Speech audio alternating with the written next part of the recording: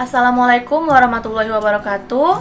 Yang terhormat Ibu Sri Mulatsih SSMBA, kami dari kelompok 9 yang beranggotakan Indri Lasmini, Safitri Zuliani, M. Fadlah, Denny Hartoyo, dan Yoke Hamdani akan mempresentasikan hasil diskusi kami dengan materi kalkulasi risiko portofolio. Baiklah, untuk mempersingkat waktu, langsung saja kami menjelaskan materi yang akan kami bawakan. Melalui address atau disebut dengan PAR. PAR adalah alat prediksi yang digunakan untuk mencegah manajer portofolio melakukan keputusan yang melebihi toleransi risiko yang telah dikembangkan dalam kebijakan portofolio. Hal ini dapat diukur pada portofolio sektor. Metode penghitungan PAR. 1. Variance covariance adalah metode penghitungan PAR yang mempergunakan asumsi bahwa semua retur aset-aset dalam portofolio terdistribusi secara normal. Dalam metode ini, penghitungan PAR memerlukan data standar deviasi serta covariance dari aset-aset penyusun portofolio. 2. Historical simulation adalah metode dasar dari pendekatan non-parametrik atau tidak mengasumsikan distribusi normal. Metode ini melakukan observasi terhadap retur dan kuren portofolio selama beberapa waktu ke belakang. Berdasarkan data historis ini, kemudian dihitung PAR kuren portofolio. 3.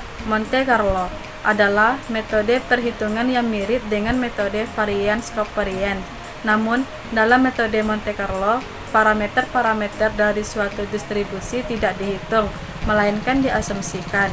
Metode ini dapat dipakai jika data yang tersedia tidak cukup dipanjang baik untuk metode variance covariance ataupun historical. VAR vs Expected Shortfall. Ukuran risiko dapat dicirikan oleh bobot yang diberikan pada kuantil distribusi kerugian. VAR memberikan bobot 100% untuk kuantil ke X dan 0 untuk kuantil lainnya.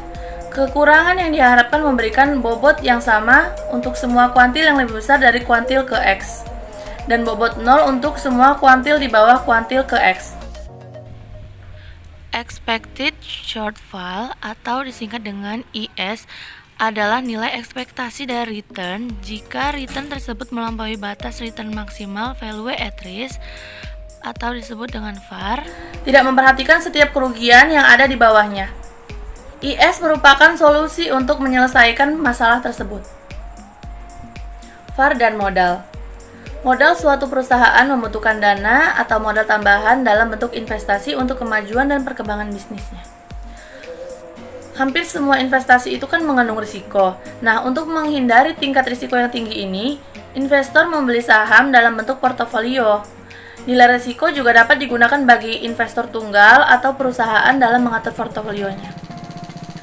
Penulisan ini bertujuan untuk menentukan proses penaksiran nilai risiko dengan metode VAR atau value at risk dalam bentuk portofolio investasi pasar modal dan menjelaskan contoh penerapan penaksiran nilai risiko dengan metode VAR dalam portofolio pasar modal. Pengukuran risiko koheren. Pengukuran risiko yang koheren adalah bisa kita lihat di samping ini slide berikut. Monotonisitas menyiratkan portofolio dengan masa depan yang lebih besar namun memiliki risiko yang lebih kecil. Sedangkan subaditivitas menyarankan agar bermanfaat. Prinsipnya juga subaditivitas ini juga bermasalah. Homogenitas positif menyiratkan bahwa risiko suatu posisi sebanding dengan ukurannya. Parameter VAR.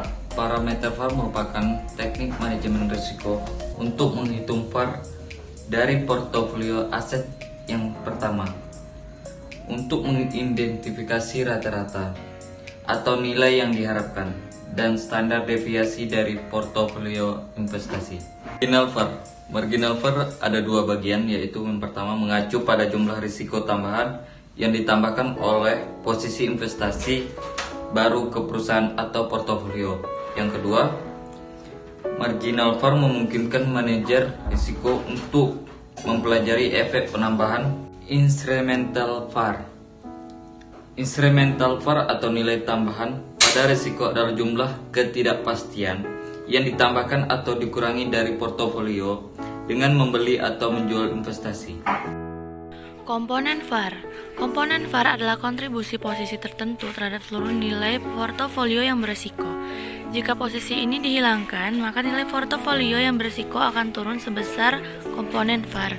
Dengan demikian, VAR portofolio adalah jumlah dari semua VAR komponen. Komponen VAR sebenarnya mempertimbangkan VAR marginal dan VAR tambahan dalam perhitungannya. Euler's Theorem.